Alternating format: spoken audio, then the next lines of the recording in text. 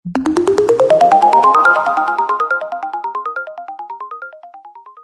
so today we'll be talking about Amazon's Fire HD tablet. Mhm. So we'll talk about like an overview of the available model, how to use it, key features, pros and cons, and then some comparisons with other similar tablets and pricing.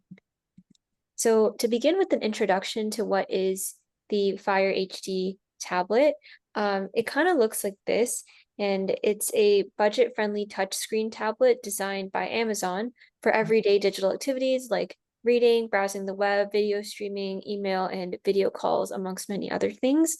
And it runs on the Fire operating system, which is Amazon's own operating system built on Android, and is optimized for Amazon content such as Kindle ebooks, Amazon Prime Video, Audible, and Alexa. Um, the tablet's characteristics are like a very simple user interface, similar to other tablets, which can be great if you're starting out with like a tablet to begin with. So as for a little bit on like the history behind this tablet, and how this came to be, Amazon first entered the tablet market in 2011 with the Kindle Fire, which was mostly just designed for reading and consuming Amazon exclusive content. But unlike more expensive tablets, the Kindle Fire really focused on affordability and simplicity. So that's what resulted in it very quickly gaining popularity amongst casual users. Then the Fire Max 11 was released in 2023, which represents Amazon's most powerful model, which has a stylus and keyboard support for productivity. And today, the Fire HD series remains one of the most affordable and accessible tablet options on the market, with millions of units sold worldwide. So now we'll go into some available models. So there's the Fire HD 8, which is essentially it has an 8-inch display, hence the name. And this model is ideal for reading, checking email, and casual browsing. It's also more portable relative to the HD10 just because it's smaller, but both are portable and a little more affordable as well. Its price ranges from around like 100 USD or 137 Canadian. And then the Fire HD 10, so just by its namesake, it has a 10-inch screen instead and affords better resolution than the 8, which makes it a little more ideal for watching videos, making video calls, and using apps side by side. So if you want to like split. So then the price for this is 139 USD or 192 Canadian. There's also the Fire Max 11, which is the newest and most powerful model, which has an 11-inch display. And this can support accessories like a keyboard and stylus for note-taking and light productivity. And this one's prices are listed here. So 229 USD or 315 Canadian. And then there's also a kids edition, which is available in various sizes.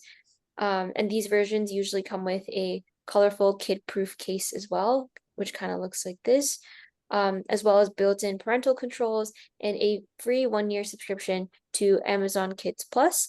So this is the most affordable in the sense that it, or sorry, relatively more affordable in the sense that it can range from 109 to 190 USD or 150 to 261 Canadian dollars. So now how to go about using this. So getting started with setting up the tablet itself, you can press the power button to start the device, and then it'll kind of prompt you to the on-screen instructions for you to follow. The next step would ideally be to connect to Wi-Fi and sign in with your Amazon account or create one if you don't have it. So you could use the other services and apps within the Amazon ecosystem for which this tablet is optimized for. And then you can set your language preferences and choose whether or not you'd like to enable Alexa. Uh, you can also turn on parental controls or skip this step if not needed.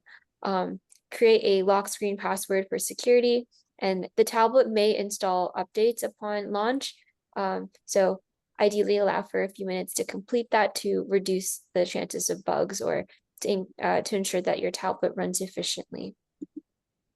So this is kind of what the interface would look like and how you'd go about. So this is like, for example, when you're trying to connect to Wi-Fi. And then next would be how to use the home screen itself.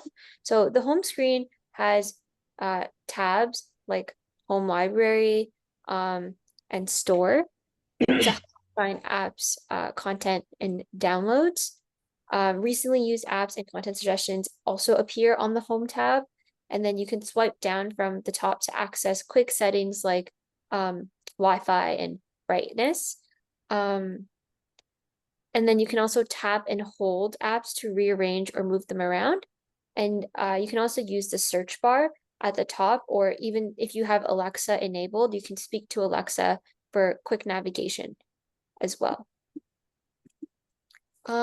So as for how to download and use apps, for this, tap the Amazon App Store icon from your home screen, or you could search for it in that search bar as well, to find the app that you'd like.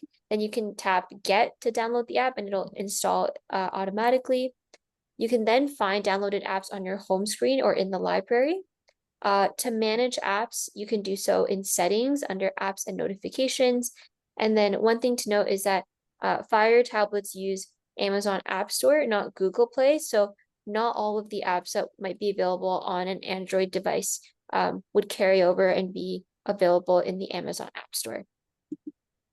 So now to discuss a few key features, the first is Alexa Voice Assistant. So you could use your voice to prompt the voice assistant to check the weather, set reminders, play music, or control smart home devices that are connected. So you could just say Alexa to activate it hands-free. You can also use it to guide you through like app purchases and other tasks related to your tablet since it's built in. The next is reading mode. So you can enjoy Kindle ebooks with large customizable fonts and screen brightness adjustments. So that could be really beneficial. So you're not reading with strain. There's also an entertainment hub where you could watch movies and shows on Prime Video, Netflix, or YouTube. And it also supports music streaming and audiobooks through Audible. There's also the ability to have offline access. So if you would like, you could download books and videos for offline use when you're traveling or might not have Wi-Fi access. So again, this is just an example of what the Alexa interface might look like when you kind of say, Alexa, this is usually what the prompt would look like, or some variation of it. And then this is the interface for the ebooks and when you're reading. Additional features include video calls, so you could stay connected with friends and family using Zoom, Skype, or Alexa calling. And your tablet has like a front-facing camera as well, so this could make it quite easy for you to join any virtual gatherings. And then parental controls, so there are built-in tools and settings available to allow you to manage the content that you're exposed to, and you can also set screen time limits either for yourself or for other people that might be sharing the device with you. And you can also create child profiles if you have grandchildren that are using the tablet and you'd like to restrict access to certain apps on there when they're using it. So the tablet also affords like split screen mode. So I briefly touched on this earlier, but on newer models, you can open like 2 apps at once, kind of like when you're reading an email or like typing on a document. But on the other side, you could like browse the web. So it's really helpful for multitasking, and some of the larger screen models or like tablet models make it quite easy to do with readability as well. There's also Bluetooth and accessibility tools. So you can connect your headphones or keyboard if it's wireless, and you can adjust settings for like vision, hearing, and mobility support accordingly. So these are just a few examples of, for example, here's like video calling, what that might look like. This is the setting interface for if you'd like to kind of set up parental controls. So again, like app limits or restricted access to certain apps or preserve access to others. And then this is the Amazon Prime interface here, but it's also kind of showing you I think what looks like a game or something on the other screen. So you could kind of have that like multitask option as well. And now we'll go into some pros and cons that you might like to consider before you go about proceeding with the purchase if you're considering this. So some pros of the HD tablets are they're quite affordable, so they're one of the lowest cost tablets available, but they still offer good performance for daily use. It's quite user friendly, so this is something a lot of other tablets like Android or Apple even afford, but it has a very simple interface and setup process similar to the others, so it makes it quite ideal if you're just starting out with like your very first tablet. It also integrates quite well with the Amazon ecosystem, so it works quite seamlessly with Kindle, so like that reading interface, Audibles for like audiobooks, Prime Video, Alexa, and other Amazon services. And the design is quite durable as well, and it has a long battery life, which could make it ideal for like everyday use or travel. Some cons include like app limitations. So kind of like I said earlier, it doesn't support Google Play Store, so some Android apps might actually be unavailable. So a little bit of less variability compared to like an Android tablet, but it still has good variety.